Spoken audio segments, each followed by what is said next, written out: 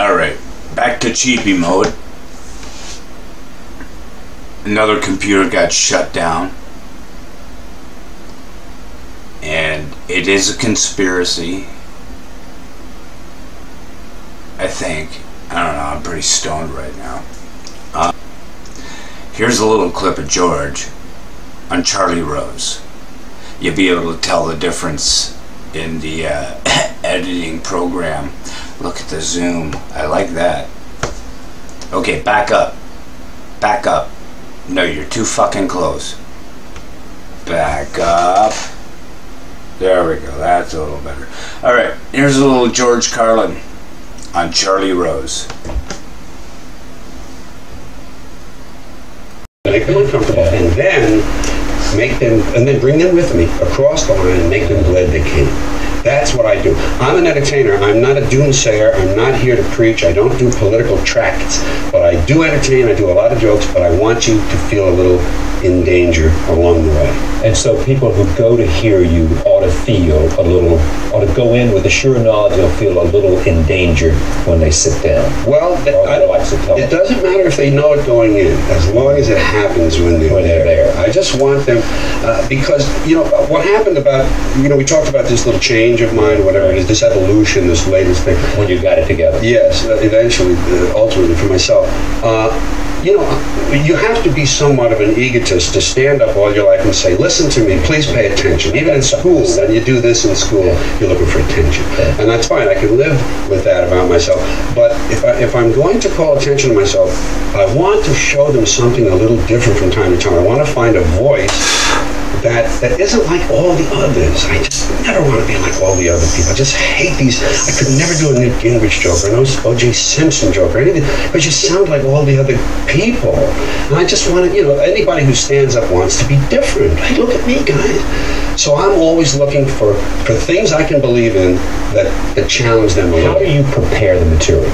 I mean, you write it down, you work it out, you try this and try that and winnow it down? I'm extremely anal, so I have 35 years of notes. Some of them are still in hard copy. They're actual pencil-written notes. A lot of things are on discs now. But I've kept my files over the years, and I'm very familiar with them. And I think most writers or any artist would tell you that a lot of the work goes on subconsciously. If you're thoroughly familiar with your raw material, a lot of the synthesis goes on without you even knowing it, so that when you sit down with it,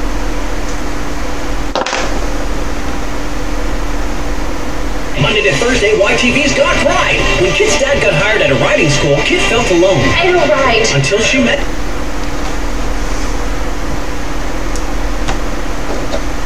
A lot of the synthesis goes on without you even knowing it, so that when you sit down to apply the thought, some of these things come rushing forward that you never heard before, but they're part of you. So I pay attention to my files, I have attitudes, and I save things according to my attitudes, write something out, revise it about 20 times before I ever put it on stage. And I do it in my real shows. I don't go somewhere and try it out in the club. Yeah. I do it for the people it's intended for, and it grows from there. And it's usually very close to completion by the time I put it on stage. How much difference, once you have it and once you're good, does delivery make from night to night? It's everything. The pause, the inflection, the energy, the look, yes. That is the wonderful thing about the stand-up art, if we can use that term. It is one of the few, it's the only one I know it, the only art form where the intended receiver of the art is present at the delivery, and the art form can be altered according to their appreciation of it as you go. Now, in my case, I don't change the words, but they give me signals that give me license to do more with my body, to do more with my face and my voice.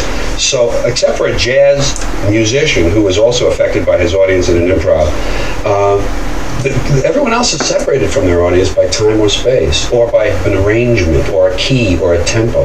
Not the comedian. He gets to do this according to how they appreciate him, and that's...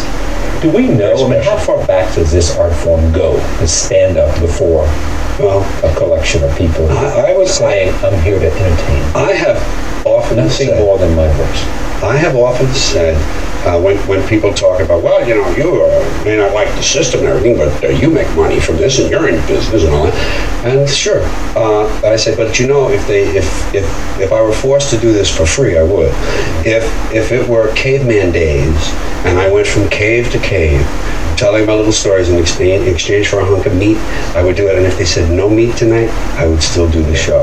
And I think storytellers and shamans and oral traditionalists from primitive cultures probably are the forebears, the forerunners, I guess, of this art. And then monologists, although they didn't interact as much with their audience, the famous monologists of vaudeville and the Chautauqua. Bob Hope was a hero of yours. I read that somewhere. Bob Hope in the movies. I never cared for his television political monologue stuff. Why? Because it was too pat, too... Yeah, it was filtered through a commercial system. Right. We're selling trucks and tires here, folks, so we're going to filter things for you. But the movies never had that. At least it wasn't very visible. And I adored Danny Kaye. And now think of me in the 40s. I'm about 7, 8, 9, 10, 11. And they're in their primes in the movies. And Bob Hope in the movies, Red Skelton in the movies, and Danny Kaye in the movies were what? Well, they were something, because movies were larger than life. We didn't have television yet. It was a few years away. Radio was a big thing. But the movie, you sat there and the screen was so big and the theater was so big and it was this wonderful experience. And I said, I can do that. I can do that. I can do that. And I used to write to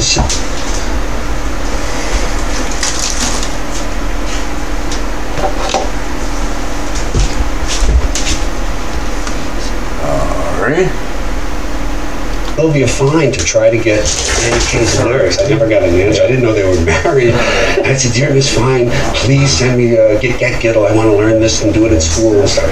And I just loved the verbal facility. I said, this is something I want, I can do, and I didn't know what form mine would take, but I knew I could stand up. The market. Absolutely. Because of the chaos. Because they kicked over every bit of order. And the wonderful thing, they could go through a hotel lobby, lighting a couch on fire, shooting the chandelier down, and the people only sort of looked slightly annoyed. No one panicked. No one called the police for this behavior. I loved that. Spike Jones on records, again, taking something ostensibly beautiful, breaking it down and destroying it in a way and making something else out of it. Making chaos out of order and then order out of chaos. But when you knew you wanted to do this, was it any of the people I've just mentioned, or was it someone else that sort of spoke to you and you said, damn it, that's what I want to do? Well, it came first, I think, before I saw or heard any of them. My mother and father were very verbally gifted. I didn't know my father, but he was a top advertising salesman. He was the national advertising manager of the New York Sun, and before that, the New York Post, when it was a broadsheet. My mother was an executive secretary in advertising all her life. They were very funny, and I inherited that. And my mother used to get me to imitate people. Do Mae West. I didn't know Mae West, but I knew how to imitate her. Come up and see me. I did Johnny the Philip Morris Midget, and one day I said something to my mother. This was mimicry, pure imitations. But one day I said something to my mother, funny, and I knew the difference between her real laugh and her social laugh. And I said something, and I heard her real laugh. She really laughed at something I thought of in my head. And I thought, wow. And it just gave me a feeling of power. I don't remember what the thing was, but I knew I had made it up. But you can feel the same thing today. Yes. It's the same thing. It's the capacity to know that an audience, whether you're making a speech or doing stand-up, right, that you can just feel them responding. I mean, it's almost like... Of course, the comic has the laughter as proof every 5 to 10 or 15 seconds. And to know, not only that, but the Arthur Kessler said in The Act of Creation that sometimes the jester can traverse, that's probably the word I want, traverse the triptych. And if the jester says something funny, well, he's a jester. If he says it in marvelous language, that we say, oh, isn't that a nice way to put that? And he's a bit of a poet. And if there's an underlying idea underneath the well-put, funny line, if there's a bit of a philosophy in it, he becomes something else again, a philosopher. Now, one doesn't sit down and attempt to do that with everything he writes, but to know that that's part of the package, to know that you can do these three things in varying degrees. At this stage in your life, I mean, where are you in terms of what you want to do? You've learned this craft. Yes. You've got the perspective that you're doing it the way you want to do it. Is there some mountain that's still left to climb, or is it just simply sort of? No, I have some. There are two things. I'd love to continue exactly what I'm doing and broaden the vision, broaden the horizon, and just see more and say more.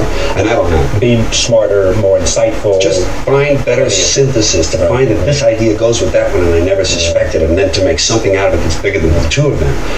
But the other mountain. The next HBO show, this is 1996. For 1999, I expect will be a Broadway show. I don't know how long it will run. We will attempt to do it for a month or so, and see what happens. You can't get too far ahead of yourself. But I want to include a little production. I want to include some movement. Yeah. I don't want to forget who I am. I'm not going to do that. I'm not going to run from my strength. But a little movement on stage, some characters, a hat for this character, a scarf for another, my mother. I want to do my mother on stage. It'll be semi-pseudo-autobiographical with a little bit of this in it too, because I think I have things that I want people to hear. I don't know if they ought to, but I think I'd like to hear myself say them. And I think that is what I would like to do with this verbal thing next. Carlin live on Broadway for HBO in '99. Very possibly. I hope so. This is the 9th HBO special. HBO has given you, it's meant everything to my lifeline. Your lifeline. Michael Fuchs in particular. Michael, by opening HBO up to comedy and giving you this opportunity, in a sense, has kept an audience out there in touch with where you were and what you were doing. I had 4 gold albums in the early 70s, so that was over $1 million in sales, each one of them, and they were wonderful. And then I had 2 or 3 after that weren't quite. You're never the hot guy in town forever. You have to understand when you're not the new hot guy anymore. And that period came, and that's when HBO came along. And it was my way to have a mass audience. I could have traveled for years doing these theaters, doing whatever they were, but I would only reach people 1,000 at a time. HBO, every 2 years on the average for me, gave me a mass audience, and their subscriptions grew over the years so that the audience was bigger and bigger. And it gave me a presence in the national mind, if you will. I don't mean to be too grand about this, but in the minds of people who appreciate comedy or entertainment in general, it gave me a presence. And the wonderful thing is that they don't interrupt you. You have a full hour to just go, and there's no censorship. George Carlin, live from the Beacon Theater, March 30th. Thank you for joining us this evening. We'll see you tomorrow night. Chris Darden will be here. We'll talk about the Simpson trial, about his own tribulations. See you then.